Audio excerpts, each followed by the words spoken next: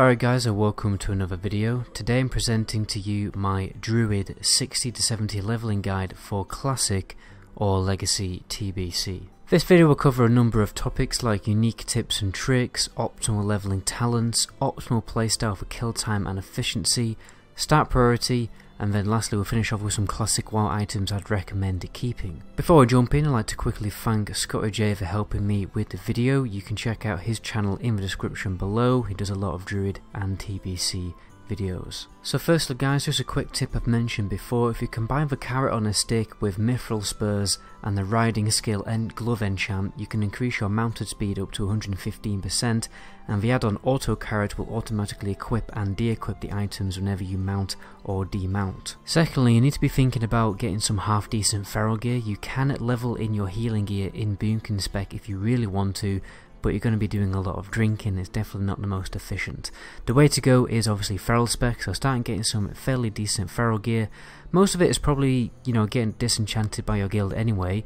I would hybridize some good DPS and healing pieces because the healing gear will still come in useful for when you actually need to heal yourself between pulls. I would also keep a good spell power weapon and an offhand or maybe a staff or something for when you're leveling, because you can swap into those weapons just before casting a heal in a weapon swap macro for a little bit of extra healing after a fight. Remember, when Omen of Clarity procs, you may want to stop using energy consuming abilities if the mob is about to die, so that you can save a proc for after the fight and get a really big fat heal. Remember to burn your mana when you can, otherwise you are just wasting it. For instance, use rejuvenation before switching into cat form and starting a fight, and use innovate to get your mana back.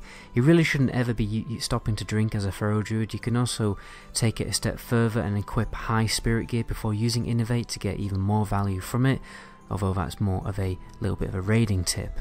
Lastly, if you can, make use out of a Blackwing Lair Druid Trinket, Rune of Metamorphosis. This makes shapeshifting totally free of mana, which means you can spam your power shifting macro to do insane burst damage every 5 minutes, and obviously keep your Wolf's Head helmet too, because that will be useful. So one of the big questions that people are going to be asking when TBC comes out is, what spec should I immediately respec into before I jump into the Dark Portal? And here is the spec right here.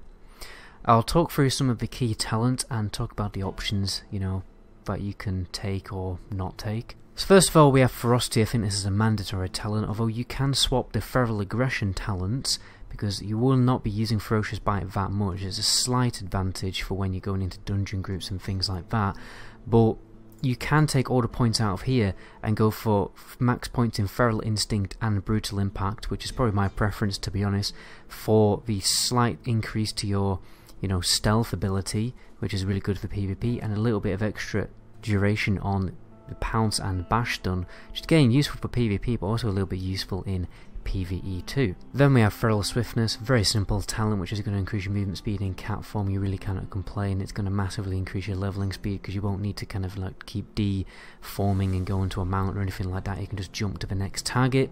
Got Feral Charge, which really great against casters, and also again in PvP. Sharpened Claws, flat out crit increase, can't complain at that. Then Predatory Strikes, just slightly more damage. Then Primal Fury, again all these talents mainly just increasing your flat damage, and you really just cannot live without them, to be honest, because there isn't anything better. I mean, this Primal Fury talent is really great at just massively increasing the amount of actual combo points you get, so you can get those combo points stacked up very quickly to use your finishing abilities, although you won't actually be using your finishing abilities that much. We'll talk about that more in the playstyle section.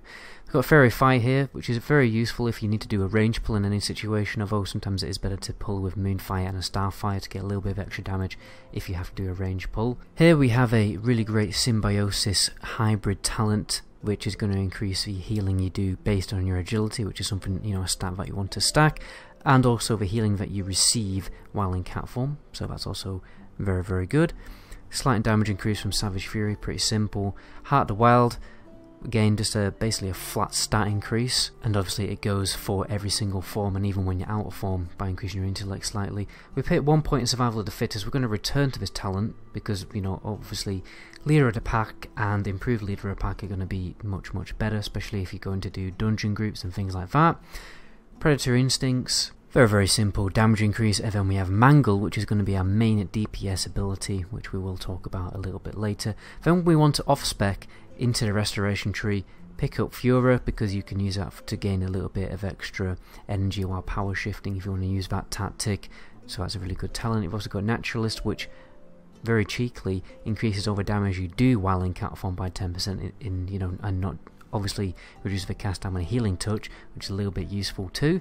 And then when you get to level 61, you want to immediately be speccing into Omen of Clarity, because this is one of the very useful talents for, you know, Druid leveling. Basically, each of your melee attacks have a chance to cause your next ability to cost no rage, no energy, or no mana, which means you can use this to consume it on a really big heal at the end of a fight, for like a free heal, which will top yourself up, which is really good for efficiency. And other times you can just use it on damaging abilities instead if you really want to. So from here you've got choices. It really depends if you're playing on a PvE or PvP server. I'll tell you what my preference is.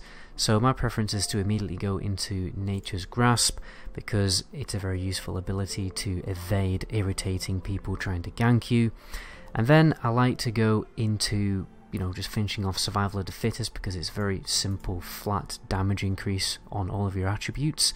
You know, it's not just a damage increase. You know, it's intellect increase, it's everything increase. So you really can't complain about it. It's like a mini Heart of the Wild talent. Then from here, you can opt for slightly better mana efficiency with talents like Intensity and Natural Shapeshifter, or you can ignore that and get slightly extra attributes with the buff to improved Mark of the Wild.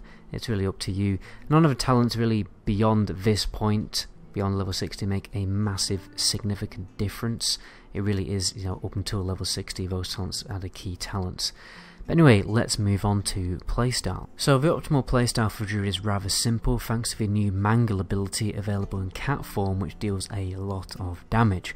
Most of the time you are just going to be spamming this ability over and over, in all honesty, because that's the best way to go. And anyway, here is the rotation that you're going to be following. First of all, Mangle spam the first mob. Use Rip at 3 to 5 combo points. Basically what you want to do is you want to use Rip at the perfect time that it's going to deal enough damage to finish off the enemy.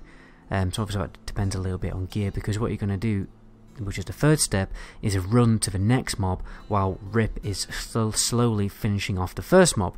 And then you Mangle spam the second mob, and you just, you know, wait for the first mob to die. He'll probably die before he even gets to melee range on you, so don't worry about that.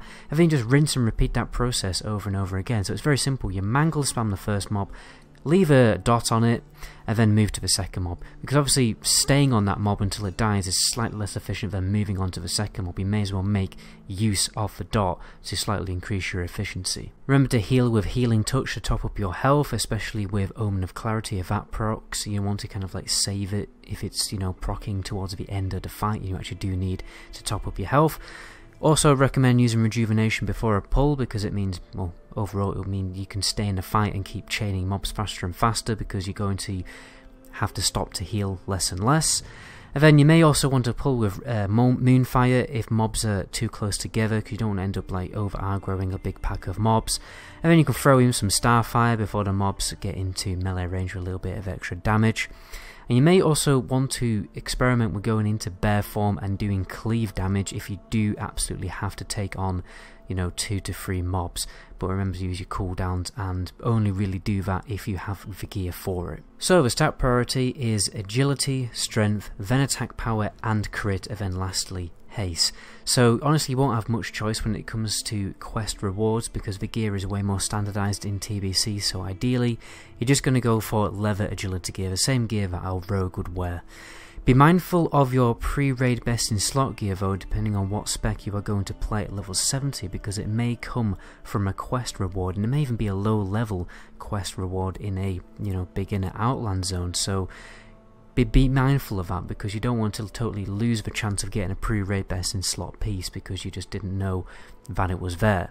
You also want to start stacking spell hit gear, for instance, if you want to play Boomkin, or melee hit chance gear if you're playing Feral. And then obviously you want to start getting some healing gear, MP5 gear, all that kind of stuff if you're going to play Restoration.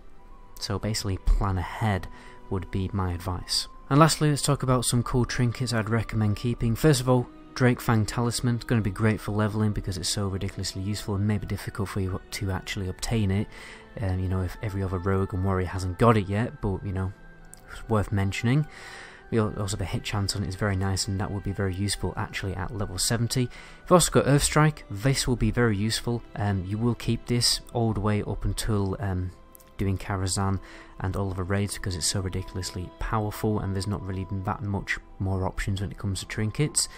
I'd also recommend getting a spell power weapon and some spirit gear, again for a little trick that I mentioned earlier, you know, swap into a big spell power weapon before you cast a heal, or swapping to a green quality high spirit staff, you know, before you pop Innovate for a slight boost to your mana regeneration when you pop Innovate. But anyway guys, that's where I'm going to end the video there. It's hard to talk about reputations in all honesty because there's 4 different Druid specs and the video will just end up getting way too long, so I may make a video about it in the future. But long story short, definitely go for Snare and Expedition if you're doing Feral or Moonkin, because you've got the Earth Warden Staff or whatever it's called. It's a big 2-handed mace which provides basically unique, very powerful stats to a Druid, so that's probably the main one you want to go for. Apart from that, you probably want to go for Lower City if you're going to play Restoration. But anyway, that is the end of the video there guys. My name is Goblin. Until the next video, ciao.